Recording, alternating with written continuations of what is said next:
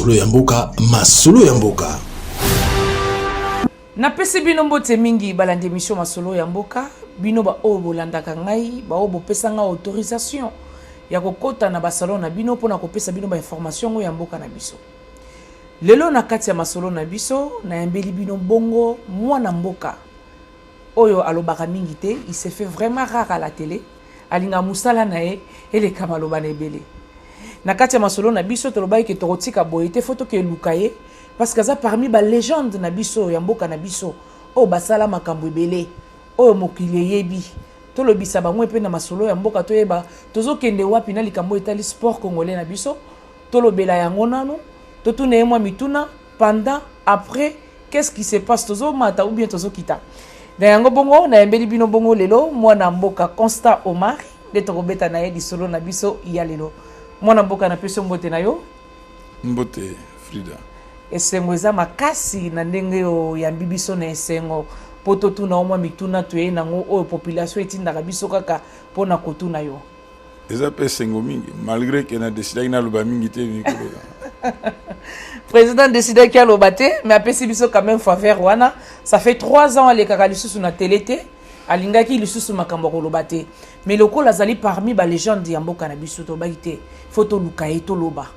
toloba na toyeba état de lieu ya sport na biso zo kine ndenge nini hein yango tolobaki ke photo lukaye lelo président avant to kota vraiment na mozindo masolo na biso to ko sepela yo moko se présenter na ba ye masolo ya mboka ba o ba yebi yo te ba o bazwa occasion ya koyeba o kaka na kombo ba o ba yo kaka mais quand même na masolo na biso ya mboka loko balandaka biso mingi ba yeba o lisusu lelo merci bon nengo lobi komo na Constant Omar c'est le mani na botama le 14 janvier 1958 na sangi ba classe na ngai école primaire na collège Albert Ier et comme Boboto lelo secondaire na collège Alpha Notre-Dame de la Victoire et comme Alpha Giri lelo pe na silisi classe na ngai ya likolo na université ya communication du nord de Pékin wapi na bimaki ingénieur civil na construction ferroviaire wana me matali classe na ngai ma mastari mosalo na salaka na salaki na Onatra pendant 36 ans pe na zwaki pension na nga depuis 2022 janvier 2022 na 36 ans wana na vandi pendant 27 ans comme directeur de département na géré chemin de fer na géré port de Kinshasa na géré chantier naval onyo somisatu Kinshasa Mbandaka na Boma wana etali makambo na ngai ya kelasi na tangaki pe lelo nazali coordonnateur technique ya projet ya kotonga métro na ville ya Kinshasa. Ah OK.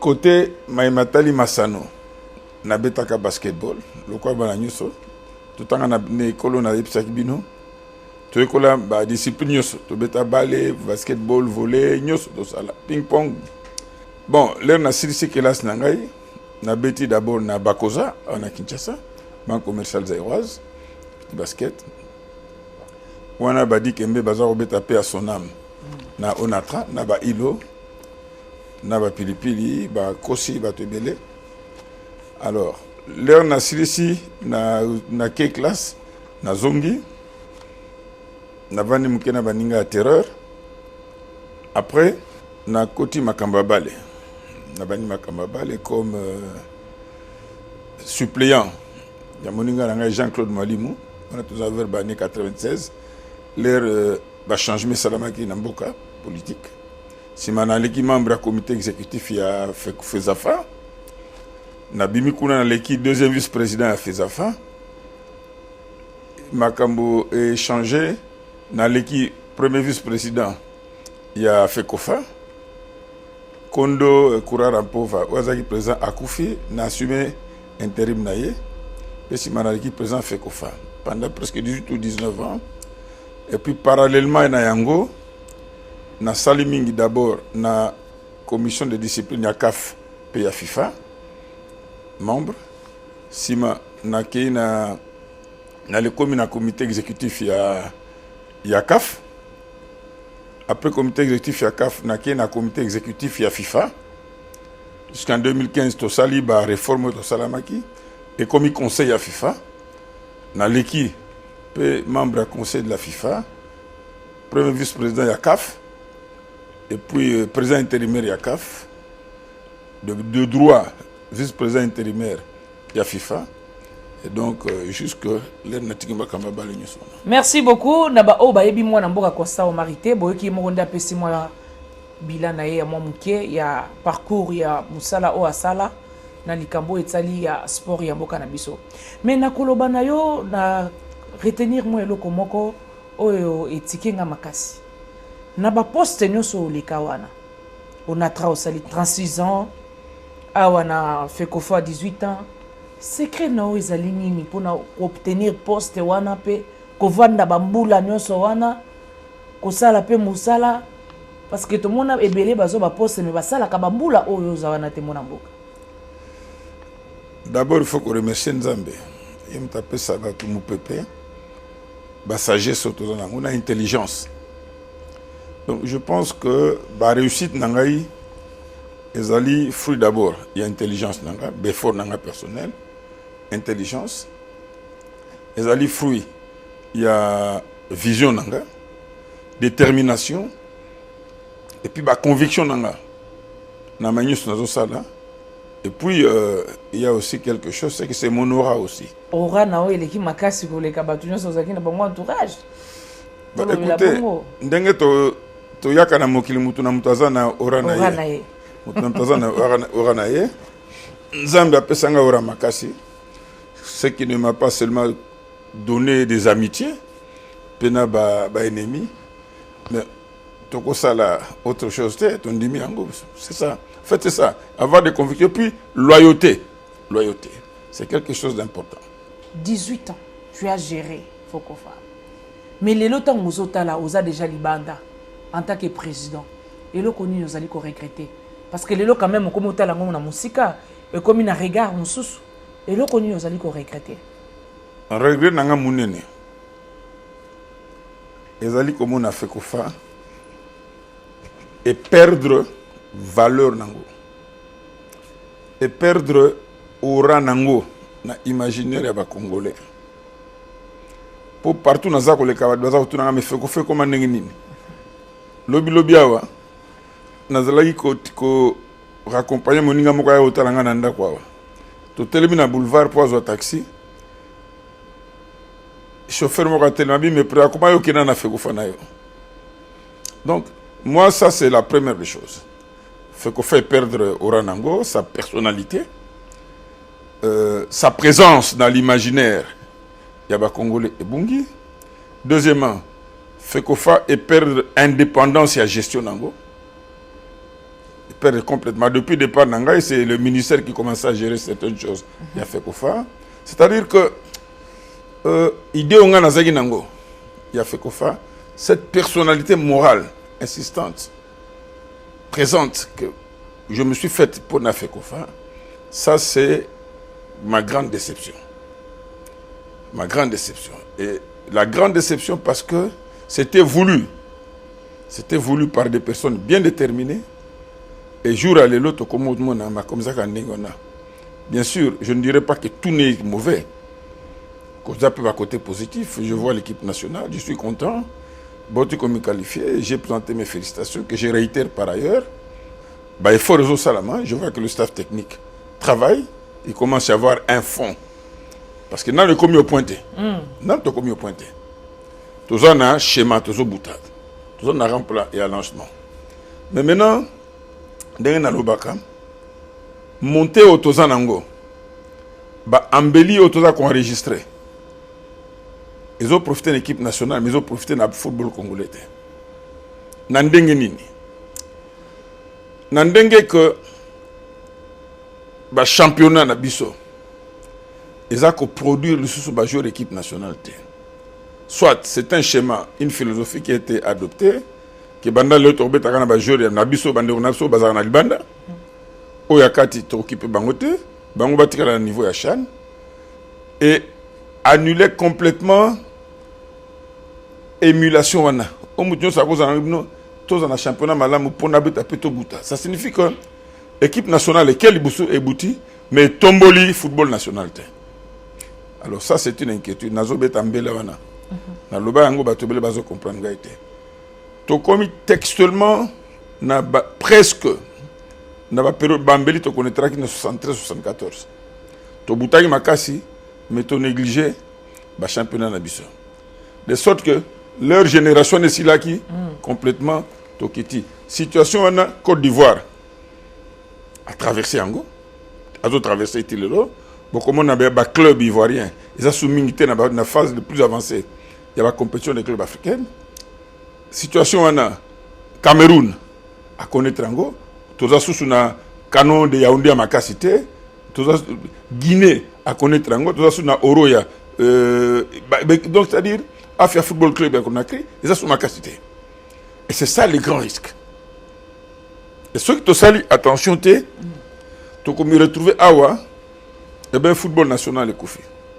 Parce que, les associations, d'ailleurs, j'étais très choqué, match de l'équipe au Béti en Tanzanie, Awa. Stade des qui est à moitié vide. Ça m'a choqué. Oh, et Tobeti A ou bien match Tobeti Awa. Ah oui, pas Nabiso. Match aller. Stade des qui est à moitié vide. Ça signifie que ceux qui équipe nationale, déjà, créer sous engouement la tête, ça pose problème. Ça pose problème. Ça signifie qu'il faut réfléchir. Baningo bazo kambaba lelo, va réfléchir sur nos championnats nationaux. C'est de là. Au moins, petit méchant à Bétail, petit méchant à Bétail. Souvenez-vous. Mais chaque jour, il y a un tournoi où il y a RTL et tout ça là. Auto Salah, il y a RTL. C'est comme ça qu'il est monté, tu as accueilli, abouti pour Mazembe, voilà, il est parti. Hein? Et donc, on a ici que, comme je l'ai dit dès le départ, on a félicité Bango, Esfor Bassali, on est qualifié déjà. On a 4e journée. Mais maintenant, il faudrait que tout l'a raté. En Béli, il faut profiter du football national. Olukaka impe ko poussa na pembeni na batu baza aux alentours na bango pesa pe moi idée na yo bien au sala kaka ba constat wana tango yo moko vandaka. Madame baloba boya. Mutu a pas sindata aloka docteur. Docteur aloka mutu a pas cité. Baloba boya mutu a pas si ya boko nonde aloka docteur. Donc olingolo ba obala oluka yo. Docteur akoke no kitata baluka ba malade na nzela. Kangana interpréter les bango. Soki ya kanisi ke bakanisi ke bazana kokoso. Baby place solution zali. Parce que il y a une solution. Non, c'est-à-dire mutako beta to lote na mboka mbakazali solution. Mais mutu na mutu à cause de moi mayele na ye makoki oyeko sala que ati moi brique moko construction pe salami. Moi na mboka président au mari et ça parce que yebi makamsu na koloba te. Bamsusu ba yebi bamsusu ba biangote. Je comprends pourquoi il s'est posé des problèmes na Côte d'Ivoire à un certain moment. Mais bah éviter Moutouni n'intervenant là, c'était moi. C'est moi qui ai intervenu pour résoudre certains problèmes. Mais je l'ai fait en cachette. Il faut tout ça, il sambo canabiso. Il faut tout ça, sambo canabiso. Le proposeur à Cocoso au Maroc. Leur bagné préparation. Et ça fait que femme tabonga il a monaté. Ngayo inde babengagi. J'ai intervenu normalement en tant que citoyen, nous avons une relation avec la voilà, et la situation était décantée. Voilà. Donc, président Zosenga Nabato, Bazobe, là-bas, qui est le docteur. Non, na sengi te na lobi, oya Monique. Azobela. Oya Monique Azarobela. Et kakandisi que Munganga goza quelque part. Alors que Munganga, il n'y a pas de problème. Balanda Kama Soba Boka. Toi, va Congolais sonner non? Président, et ça déjà 3 ans depuis le mois na FECOFA. Likanisi nini ozali nango bien ko kopesa pona comité otobengi de normalisation pour na FECOFA ou to bengi na mukuse Konor. Bon, avant le d'abord makamba Konor. D'abord makamba championnat national là wati. Nazana passi. Avec le bekomi wapi. Deringi komi wapi. Ba équipe phare. Ils vont disparaître. C'est ça la préoccupation. C'est ce qui devait être la préoccupation. Parce que championnat na championnat, bah faisant na fleuron nango. Bah fleuron nango. Au moins en France, Paris Saint-Germain, tout. Ça dit, on doit avoir une équipe phare. Mais Zembaza comme maintenir. Difficilement. Mais, Bamsous Bakep. C'est ce qui devait nous interpeller. Alors, Makambouya Konor, parce que d'abord, condition bâtie là Konor yango. Est-ce qu'il y avait des problèmes? Il n'y avait pas de problème.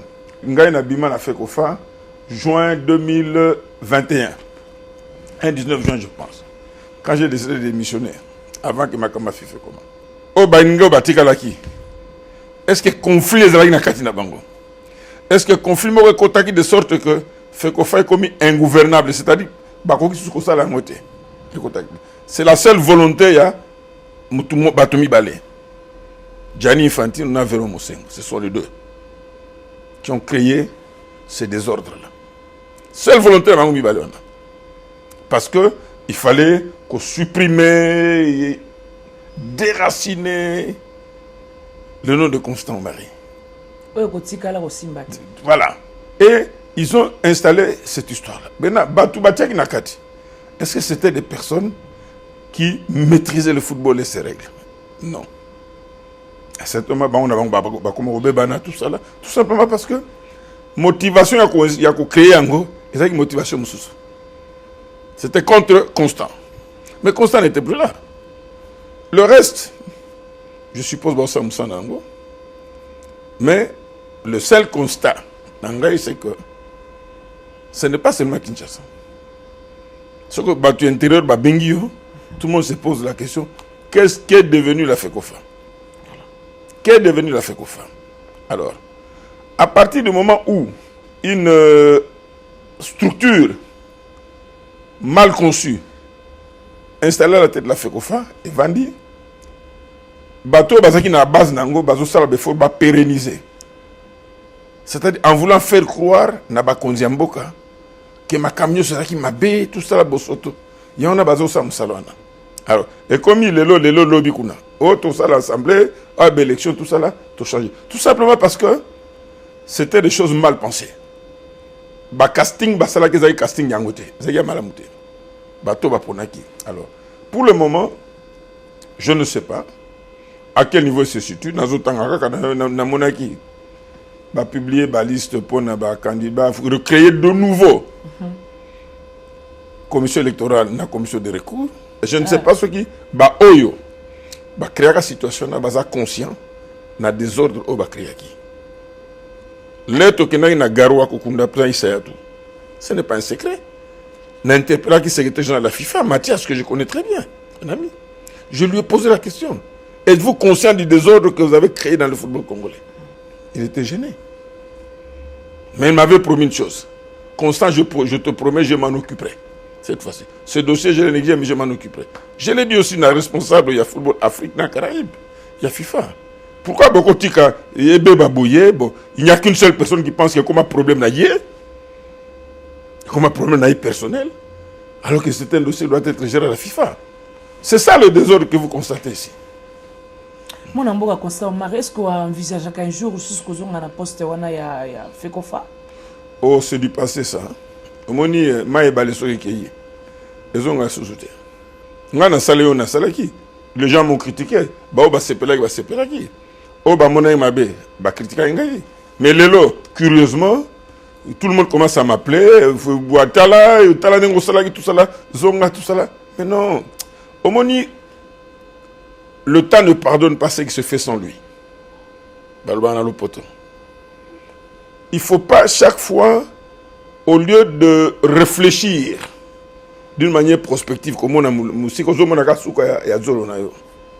alors ce qu'on dit à Zolo, on y habite à 100 mètres à Zolo, mais malheureusement, les choses ont été faites de cette manière-là. Bon. Que le Benjamin dans la vie, peut-être nous avons mémorisé bien. Mais moi, je suppose qu'il y en a Kendaki.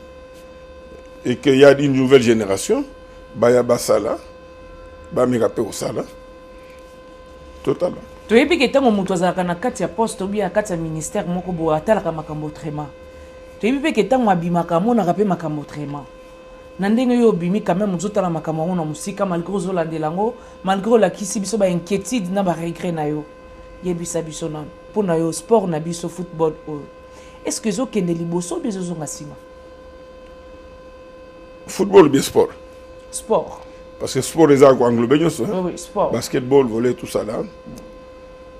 Je dirais que dynamique, il s'est créé une dynamique après le jeu de la francophonie. Parce qu'on a construit des infrastructures. On a remercié Saki Mokonzi Mboka déjà à l'époque pour ce travail, ces efforts qu'il avait fournis pour avoir une infrastructure. C'est vrai, il y a une infrastructure, mais mieux se coquiter parce qu'il faut qu'on étende aller jusqu'à l'intérieur du pays. Parce que de toute façon, la potentialité est belle, il y a des sportifs. Donc, dynamique, on les a créés. Et il que Moutounio a me surpassé. Dernièrement, j'étais invité par Lekinangaï Mbayo, que je remercie, pour le comité olympique, pour la fédération. Il y a handball. Je suis allé assister à un tirage au sort. Je pense que c'est une avancée. Ils allaient avancer parce qu'on va organiser la phase finale. Il y a Coupe d'Afrique handball Awa. Avancer pourquoi et pourquoi j'ai remercié le président? Parce que tant que l'infrastructure on a indoor, c'est-à-dire dans 4 salles, et c'était impossible, on ne pouvait pas organiser cela. Il fallait construire indoor. C'est-à-dire dans la salle, il y a des disciplines. C'est pareil aussi. J'encourage, c'est vrai qu'on raconte tout ce qu'on a raconté sur l'arène, mais il faut terminer ce projet. Il faut terminer ce projet-là, parce que c'est un acquis pour les sportifs congolais. Alors, dans le football, comme je l'ai dit, je félicite ceux qui réalisent des efforts d'un côté à football. Il y a une embellie, il y a l'équipe nationale, mais je dis que l'équipe nationale est boutie, mais le football est Zokita, intérieur, national, est Zokita. Ça, c'est le plus grand danger. Le plus grand danger. Et puis, on ne peut pas, comme à un niveau où il faut qu'à quelques individus, il faut qu'on crée un cadre. Et ça qui m'étonne jusqu'à présent, j'étais encore, ça fait. On m'avait invité d'ailleurs comme expert. Je n'étais plus à FECOFA. Dans les travaux états généraux d'Angola. Il y a des résolutions qui avaient été arrêtées, prises. Mais, il y a d'autres qui devaient être coulées pour la révision. Il y a loi portant sur la pratique, il y a activité sportive, physique et sportive dans Mboka. Et moi, ça m'étonne. Depuis moi, là, c'est le deuxième ministre maintenant que nous avons des sports. Mais apparemment, Mbola n'a servi que en fait, pour juguler la tension des alaki. Mais ces matières-là qui ont été traitées, mais pourquoi on a des difficultés aujourd'hui pour mettre en pratique? Qu'est-ce qui fait que les lots sont incapables de couler sous forme de révision? Il y a un article Moussoussou pour qu'on a loi sur la pratique des activités physiques et sportives. Tout le monde qui la clause incitative, c'est-à-dire ma commis oye kotina ke mutunyo so azal intéressé à rambongo na ye. Pour nga sonati 10 francs na ngai na ko récupérer 2 ou bien 3 francs. So nati 100 francs na ngai na ko récupérer quelque chose. Donc il faut créer une émulation là. Mais malheureusement, cette incitation là n'existe pas. Et tout le monde observe. L'État fait Bimsambongo, l'équipe nationale doit jouer, on doit débloquer autant d'argent, tout ça là, tout. Mais ce texte, qu'est-ce qu'on a fait? Qu'est-ce qu'on a fait? C'est pour ça que je pense que avancer à Mounene Oto Kosalango Mikolo Ezali Kosenga révision à certaines clauses, il y a loi wana et puis Kobakisa Moussousou Kosala que un service de base pour que Moutounio ça l'intéresser à financer l'activité. Maintenant, une avancée aussi, c'est qu'il faut reconnaître que l'actuel ministre des Sports il développe de bonnes relations avec les fédérations. Jusqu'à présent, je n'ai pas reçu des échos que Abébani n'a telle fédération ou n'a telle fédération. Non, c'est-à-dire que dans le lobby, dans le lobby, jusqu'à présent, nous n'avons eu qui en côté. Bamsous Bayaka 2 mois pour sentir déjà qu'il va conflit bandit. Mais il est arrivé, je l'encourage. Je l'encourage, c'est un jeune frère. Je l'encourage à continuer dans une bonne relation. D'abord, bonne relation dans le secrétaire général. Parce que ma camé bana moboulouana. Ce que le ministre a très bien dans le secrétaire général, toute son équipe y maîtrise. Deuxièmement, en bonne intelligence avec toutes les fédérations, je ne vois pas un conflit au table. Et j'observe que jusqu'à présent, il s'est conduit très bien. Il n'y a pas de différence avec les fédérations. C'est encourageant. a continué na élan wana. Mwana mboka Constant Omari ozali ancien patron ya FECOFA yebisa biso nanu conseil nini okoki kopesa na ba leader ya lelo en tant qu'ancien président. Quand tu gères la FECOFA, le football d'abord congolais, osako gérer activité moko, il y a irrationalité d'une manière générale. Osako gérer au même moment activité il y a rationalité. Ça dit que tu as les deux antipodes, l'irrationalité et la rationalité. La première des choses, c'est l'humilité. L'humilité. Oyo yebite tuna. Deuxièmement, il faut bannir la haine. Quand on vient jouer le football, on ne développe pas une haine contre des personnes. Troisièmement, il faut bannir le favoritisme. Il faut bannir le tribalisme. Quand on vient gérer cette affaire-là, Oyebi Frida, tout n'a battu sur la FECOFA. Toutes ces années que j'ai passées, personne, ni de ma famille ou de ma province que j'ai engagé là-bas. Ce n'est pas possible. Tout n'a bango. Tout n'a bango. Tout ce temps que j'ai passé à la FECOFA, personne de ma famille. Ou encore moi-même, jamais. Donc, batunu so bando sa na bango ezali bato libanda. Oui, libanda. On a koutaki na bamsuso ba ya libanda. Tu crois engagé bango te point non l'excellence de sa présidence à modèle. Ah non parce que nga na koli na un milieu nationaliste. Dans ma propre famille, j'ai plusieurs neveux du Kasaï, j'ai des neveux de l'Équateur, j'ai des neveux de Bandundu, j'ai des neveux du Katanga. Ça signifie que ma famille Nangazali, c'est la nation congolaise. Vous comprenez? Alors, cette idée-là, Tokoli Nango, je ne pouvais pas aller projeter ce genre de comportement. En fait, il faut être un dirigeant avec une vision. Et puis, dans le cadre de la vision, il faut qu'on partage vision. Il faut qu'on partage vision. Et puis, la tête à la FECOFA, gérer la FECOFA ne peut pas être transformée en lieu de business. Ça, c'est des choses qu'il faut bannir. Parce que je connais cette fédération.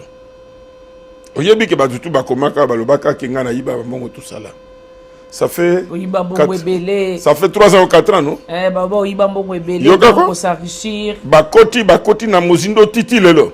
Rapport Mouté Bima. Donc, batikala okuta oto za soso. Nalobi na yo que bango bayaki. On a détourné bambongo tout ça là. Même chose grave. Même on a dit au chef de l'État que moi j'aurais détourné des fonds. Non, c'est faux, archi faux. Ça dit, ils sont allés même jusqu'au chef de l'État, prétextant que moi j'ai détourné des fonds. Tilelo, ils ont cherché. Moi, Namboka Constant Omari, tu comme une souka masolo na biso bazo salangati. Mais avant tout ça, c'est moi question moi kaka ya muke. Moi Namboka Muto Mbodi Kembe, bozaka na ye Webi Kazaki parmi les anciens club on a travaillé et bisa biso ba souvenir nini ya malamu. Avant tout ça, c'est émission na biso. Bon, d'abord, j'avais présenté les condoléances de la famille Naye. Nabengaki Ilo, son grand frère, qui est un ami. Parce que Dikembe, Azakovan dans la même ville qu'Engaï, en Atlanta. Il habite aussi à Atlanta. Aussitôt que j'étais informé, j'ai appelé Ilo pour présenter les condoléances. Et je lui ai dit qu'il y a un accord qui vous a laté. Parce que nous avons un peu bloqué dans le projet Métrokin, tout ça là. Si bien qu'il y a un accord qui bougeait. Alors, par contre, j'ai demandé à Ilo chez l'informé. J'ai chargé mon neveu qui est là-bas, Yves Mosengo. Je voulais dire neveu n'importe où. Lui, il est de Bandundu, mon neveu. Donc, non, c'est mon neveu, son père fut de Bandundu. Son défunt père et sa défunte mère fut ma grande sœur. Okay. Alors, je l'ai chargé à que nous représenter famille. Effectivement, il a été invité. Il a représenté la famille. Tout s'est très très bien passé. Il m'a fait des rapports, ainsi de suite. Le jour même, na veille enterrement naïe, quand Pilipili a zo avion, il m'a appelé pour me dire qu'il y a qui n'a dit bon, présenter ma condoléance à la famille. Il m'a même envoyé la photo. Une photo après l'enterrement, il y a Dikembe. Dikembe, moi je l'ai connu, il était encore très jeune. Il était très jeune. Et Ilo, son grand frère, l'a beaucoup porté. Il a mis dans ma caméra basket, il a percé, tout ça là. On s'est croisés.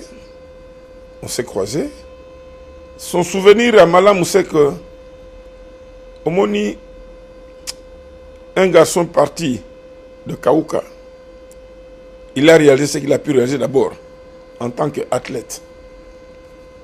Il est passé une légende au niveau de la NBA. Deuxièmement, œuvre sociale naïe.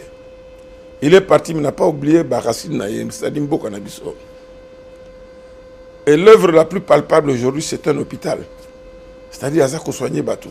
Attaqué, mais Batou Baby qui est mouli monaye. Yemutatonga qui est lokwana. Et puis, à Salsa Kimboko Epe Mingi. C'est un garçon qui ne parle pas, mais très efficace dans le lobbying. À ça, le lobbying mingi pour Namboko yo. Au Batubel Bangawo et Baté. Aïda Bissomingi. Et ça, j'ai regardé les très très bons souvenirs. La dernière fois qu'on s'est vu, malheureusement, ça date d'un peu longtemps. La toute dernière Fangane Tokutani, c'était na Libéria. La prestation à serment à Georges Roya. L'air l'équipe chef de l'État. Nous avons organisé au niveau de la CAF une délégation. Comme Georges, c'est un ami, c'est un ami personnel. Nous sommes allés l'encourager, le féliciter et l'accompagner dans la prestation de serment naïe. Il n'est pas aux États-Unis. Nous nous sommes retrouvés là-bas. On avait beaucoup parlé. Il m'a dit qu'il avait encore beaucoup de projets pour notre pays. Bon. Il est parti. Il est fauché. Et puis, école à Tongaki. C'est Kabanga, l'école qu'il a construite. Place de Moraza Kotang Sabana, Konouri Bango, tout ça là. Ça, c'est des œuvres. Et je pense que c'est des exemples que la plupart des sportifs congolais, au Bazu Makoki, il faut s'inspirer d'ango et puis talanin bagosa la pédamboka na biso. Merci beaucoup mwana mboka Constant Omari to komi na suka ya masolo na biso na sengi o matondi mingi na ndenge o yambi biso o pesi biso mwangonga ya totuni o mituna o yanoli biso. J'espère que bazolanda yo moi liloba ya suka na yebi kozamba regret ebele pona makambo sport ya mboka na biso mais moi liloba ka ya suka to clôturer mission na biso. Bon liloba suka d'abord na remercier yo mingi. Parce que l'occasion au Loba. Dès le départ, d'ailleurs, ça fait quoi 3 ans. 3 ans au Loba Kate. Nous avons fait une interview dans Zaoboya. Nous avons fait Mboka Nabiso, tous ans, étape moko au ballon dans le poteau décisif où nous allons évoluer, où nous allons régresser. Il faudrait que Mutuna Mutu, où il y a un rôle à jouer, na réussite à jouer partition naïe. À un alibanga naïe parce qu'il faut tout construire. Deuxièmement, tu faut construire na NT. Où il faut bannir bateau yote. Parce que ça a passé. Moi j'ai des petits que j'ai fait former dans Fekofana à de très haut niveau, mais j'ai vu comment on les a maltraités et ça a passé. Ça signifie que vous enlevez les gens qui ont étudié, qui ont été spécialisés dans le domaine au profit des néophytes qui viennent des brouillons, qui ne savent même pas pour commencer par où ou aller par où, tout ça là. Donc je pense que je reste positif. On a dit que notre sport d'une manière générale, le football en particulier, ils en ont avenir moko radio parce que les potentialités sont là, les infrastructures sont là. Si la volonté exprimée par le chef de l'État se consolider davantage et qu'au niveau du gouvernement, on matérialise certains projets, je reste confiant que ma camion sur le cabine. Merci beaucoup balande mission masolo ya mboka to komi na suka ya masolo na biso to kuta liso mbala ya sima. Merci et bye.